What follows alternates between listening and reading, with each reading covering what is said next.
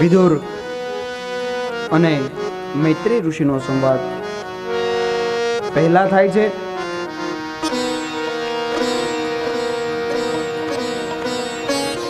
સુખદેવજી મહારાજ વર્ણન કરે છે, રાજા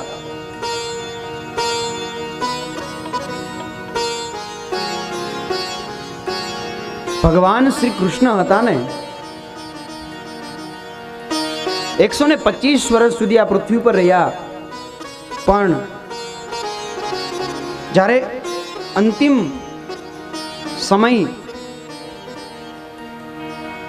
ઉદ્ધવજીની જાતે વાત કરે છે ત્યારે ભગવાન શ્રી કૃષ્ણ એના વાળ એક પણ સફેદ થયા નથી. જેમ નાના બાળકની આંખોનું તેજ હોય આવું જ આંખમાં તેજ રહ્યું છે. આવા યોગેશ્વર ભાગવતીની અંદર બે બ્રહ્મચારીઓની વાત બતાવવામાં આવી છે, બે ત્યાગીની વાત બતાવવામાં આવી છે. પહેલા તો ભગવાન શ્રી કૃષ્ણ પોતે સંસારમાં હોવા છતાં ત્યાગી છે. 16,108 પટરાણી હોવા છતાં ભગવાન બ્રહ્મચારી છે, યોગેશ્વર છે. અને બીજા સુખદેવજી મહારાજ અલક્ષલિંગો, ભગવાન વ્યાસ પુત્રો, વ્યાસના પુત્ર. મને એક એવી કથા મળી કે જ્યારે, જોકે ભાગવતની અંદર તો આ કથા નથી, પણ ડોંગરેજી મહારાજ પાસેથી આ કથા મેં સાંભળેલી પુસ્તકમાંથી. જ્યારે સુખદેવજી મહારાજ જન્મ થયો અને ઓર ખભે નાખી અને જતા રહ્યા, કેટલાક સમય પછી વેદ વ્યાસજીએ પોતાના શિષ્યોને કહ્યું કે તમે જાઓ, જ્યારે કાષ્ઠ યજ્ઞના સમિધ લેવા માટે તમે જાઓ ત્યારે આ શ્લોકો બોલજો. ત્યારબાદ સુખદેવજી મહારાજ ભાગવતનું અધ્યયન કરવા માટે વેદ વ્યાસજી પાસે આવે છે અને વેદ વ્યાસજી પહેલા તો કૌપિન આપે છે. કૌપિન એટલે કે મર્યાદા માટેનું એક વસ્ત્ર, જેને લંગોટી પણ કહી શકાય. લંગોટી આપી અને વેદ વ્યાસજી એમ કહ્યું છે, જો તમારે ભાગવતનું અધિકારી થવું હોય તો તમારે સર્ટિફિકેટ જોશે. ત્યારે સુખદેવજી મહારાજ કહે છે, બોલો પિતાશ્રી, શું સર્ટિફિકેટ આપું? ત્યારે વેદ વ્યાસજીએ કહ્યું છે, આ સર્ટિફિકેટ તમને હું નહીં, જનક રાજા આપશે. જનક રાજા પાસે જઈ અને જનક રાજા જો કહેશે તો ચોક્કસપણે ભાગવતનું તમારે અધ્યયન થશે. અને એક ચોખવટ અહીંયા એ કરી દઉં કે આ બધા લોકો કથાકારો જે અહીંયા કથા કરવાના છે ને, એ કોઈ આમનામ નથી બેઠા, અધ્યયન કર્યું છે, ભણવા ગયેલા છે અને પછી કરવા માટે બેઠા છે. તો સુખદેવજી મહારાજ જ્યારે જનક રાજા પાસે જાય છે અને આ જનક રાજા એની પરીક્ષા લે છે, વિશ્વની સુંદરીઓ એની સામે મૂકી છે, છતાં પણ કોઈમાં આસક્ત નહીં. અત્યારે બને કેવું, ઘણા લોકો કહે કે અમે બ્રહ્મચારી છીએ, પણ તને કોઈ છોકરી આપી જ નથી તો બ્રહ્મચારી રહેવું જ પડે ને. કોઈ કે છોકરી આપી હોય, ક્યાંક જોવા ગયા હોય કે આવ્યા હોય, છોકરી આપે તો લગ્ન થાય ને, કોઈ છોકરી જ નથી આપી તો ઓટોમેટિક બ્રહ્મચારી થઈ ગયા. ઘણા લોકો એવું કહે કે હું તો આવું ખાવ જ નહીં, બહુ ગળ્યું તો મને ભાવે જ નહીં, પણ ક્યાંથી ભાવે, ડાયાબિટીસ છે, ઓટોમેટિક ત્યાગી રહેવું પડે.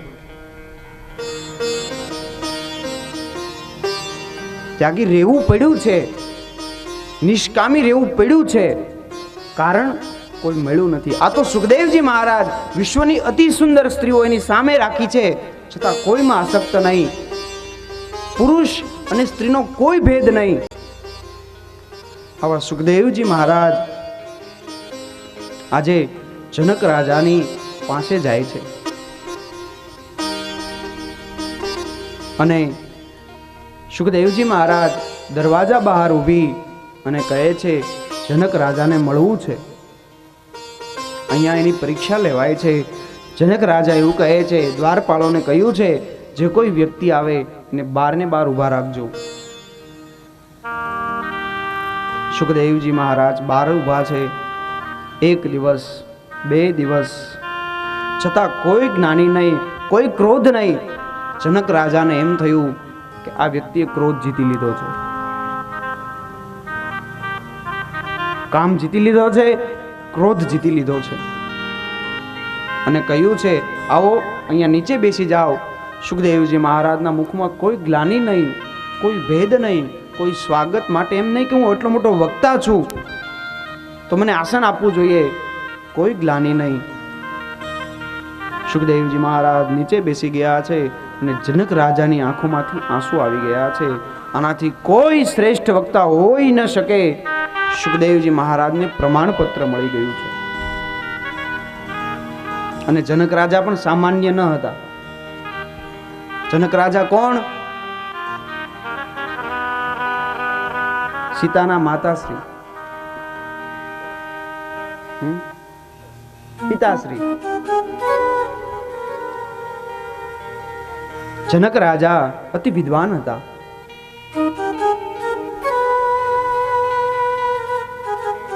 જનક રાજા પાસેથી સર્ટિફિકેટ મળી ગયું છે અને ઇતિહાસ એવું કહે છે 18,000 શ્લોક વાળી સંહિતા વેદ વ્યાસજીએ સુખદેવજી મહારાજને, પુત્ર છે એટલે નહીં, પાત્ર છે, પાત્ર છે એટલા માટે ભણાવી છે. આવો સુંદર મજાનો એક સંવાદ થઈ રહ્યો છે. અને ગઈકાલની કથા દાદાએ આપણને કહી કે ભાગવતમાં મહાભારતની કથા છુપાયેલી છે.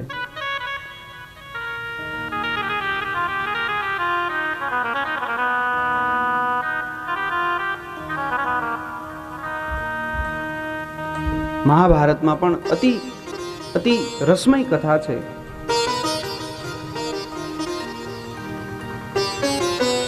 રસની સાથે જે કહેવામાં આવે એ કથામાં પણ રસ હોવા જોઈએ. ક્યારેક કરુણ રસ હોય, ક્યારેક હાસ્ય રસ પણ આવે, ક્યારેક વિરહ રસ પણ આવે, ક્યારેક મનને પ્રફુલ્લિત કરવા માટે પણ પ્રસંગ લેવો જોઈએ. અને સંગીત તો છે.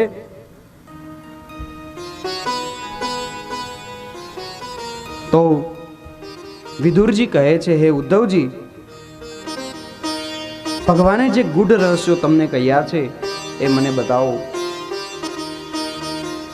ઉદ્ધવજી કહે છે, હે મૈત્રેય, એ માટે તમારે મૈત્રેય ઋષિના આશ્રમમાં જવું પડશે.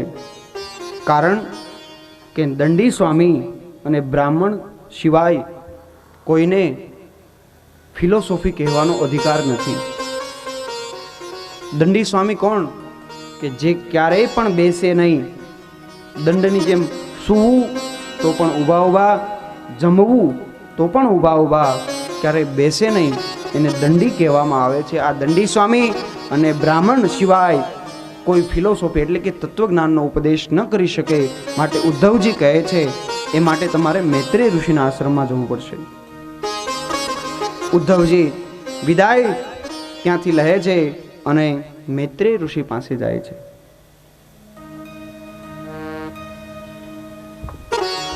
અહીંયાથી એક નવો સંવાદ શરૂ થાય છે.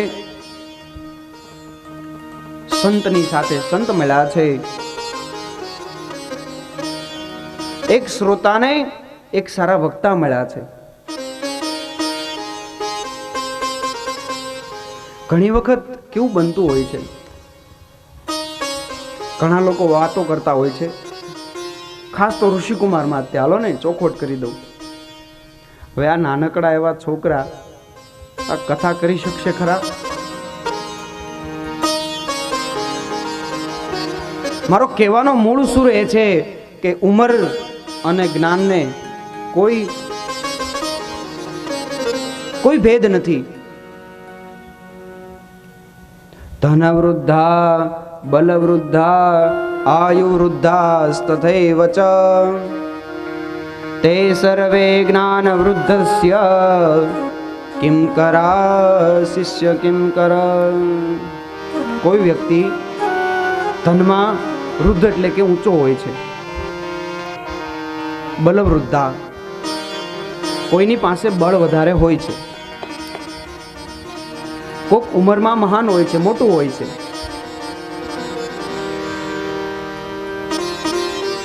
કોઈ વ્યક્તિ ધનથી મોટું હોય છે, પરંતુ તે સર્વે જ્ઞાન વૃદ્ધસ્ય કિમ કરા શિષ્ય કિમ કરઃ. આ બધા વ્યક્તિ કરતા જો મહાન હોય, શ્રેષ્ઠ હોય, જેને ઊંચું આસન બેસવા માટે દેવું જોઈએ, આવો શ્રેષ્ઠ વ્યક્તિ હોય તો એ જ્ઞાની છે. જ્ઞાન હશે તો બળવાળાને ખબર પડશે કે બળનો ઉપયોગ ક્યાં કરવો. બળ હશે અને જ્ઞાન નહીં હોય તો એ બળ કામનું નહીં. પૈસા હશે અને બુદ્ધિ હશે ને જ્ઞાન નહીં હોય તો એ પૈસા ક્યાં વાપરવા એ ખબર નહીં પડે. તો કહેવાનો મારો મૂળ સુર એ છે કે બધા જ કરતા જ્ઞાની શ્રેષ્ઠ કહેવામાં આવ્યો છે. ઉંમર, સમય, આ બધું ગૌણ છે. શ્રેષ્ઠ હોય તો જ્ઞાન છે અને સંવાદ છે. સુખદેવજી મહારાજ વર્ણન કરે છે, રાજા જ્યારે સાંભળવાની તિતિક્ષા જાગે છે ત્યારે ઉંમર, ખાવું પીવું આ બધું સાઈડમાં રહી જાય છે.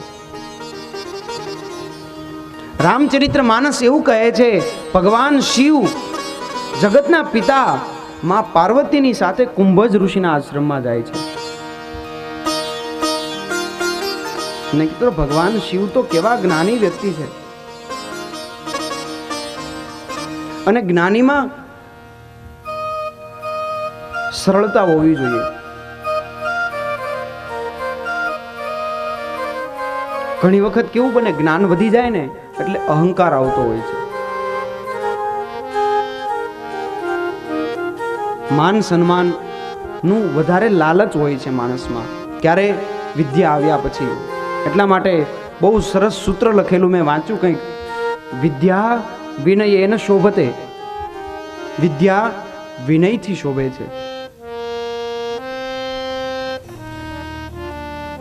ગમે એટલી વિદ્યા હોય, ખાવા પીવાનું ઠેકાણું ન હોય તો વિદ્યા કામની શું? ગમે એટલી વિદ્યા હોય, ઉઠવા બેસવામાં ઠેકાણું ન હોય તો વિદ્યા કામની શું? વિદ્યા એ જ શ્રેષ્ઠ છે. ઉઠવા બેસવા, ખાવા પીવામાં, વ્યવહારમાં પણ વિદ્યાનો દર્શન થવું જોઈએ.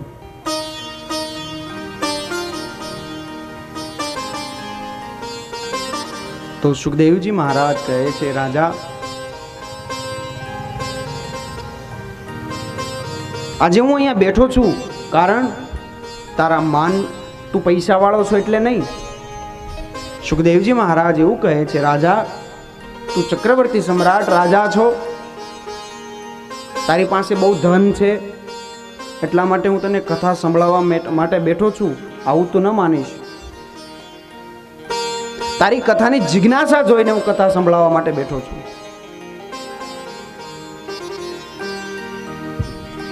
યથા તો બ્રહ્મ જિજ્ઞાસા. રસમાલયમ, રસ છે એટલા માટે બેઠો છું. સુખદેવજી મહારાજની કથા જે છે ને એ 24 કલાક ચાલી છે એવો મત છે. સાંજના 6 વાગે એટલે શુકદેવજી મહારાજ રાજા પરીક્ષિતને પ્રશ્ન કરે, રાજા,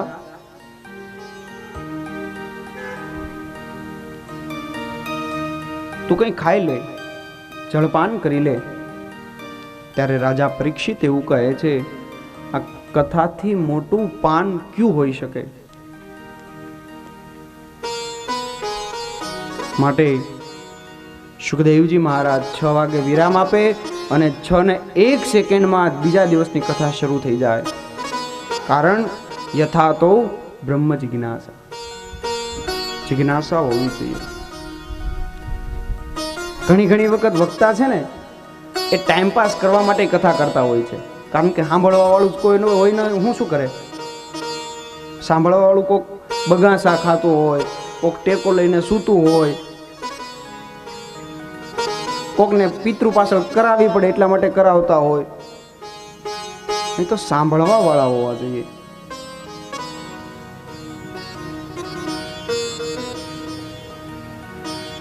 તો વિદુરજી અને મૈત્રેય ઋષિ પાસે ગયા છે અને સુંદર મજાનો સંવાદ શરૂ થયો છે. અહીંયા બીજી વખત સૃષ્ટિનું વર્ણન બતાવવામાં આવ્યું છે કે આ સૃષ્ટિની ઉત્પત્તિ કેવી રીતે થઈ છે. કંઈ ન હતું ત્યારે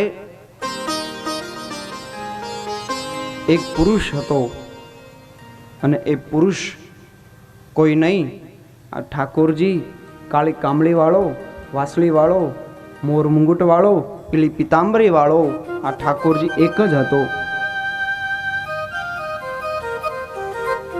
અત્યારે પણ એ છે.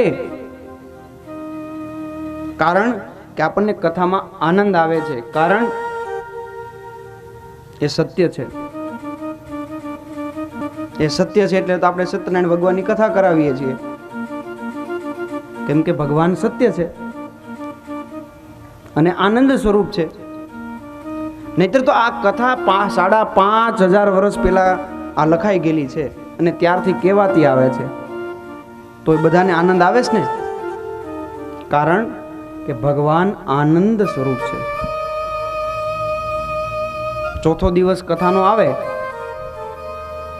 સાંજનો સમય થાય, વસુદેવજી ટોપલામાં કનૈયાને મૂકે, અહીંયા મટકી મૂકવામાં આવે.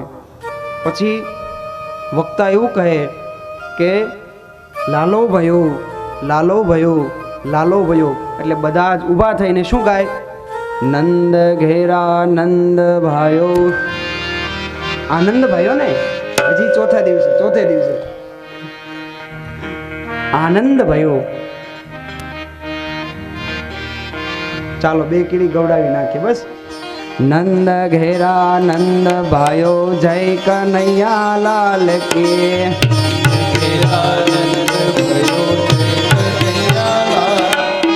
નંદ ઘેરા નંદ ભાયો, જય કનૈયા લાલ કે. નંદ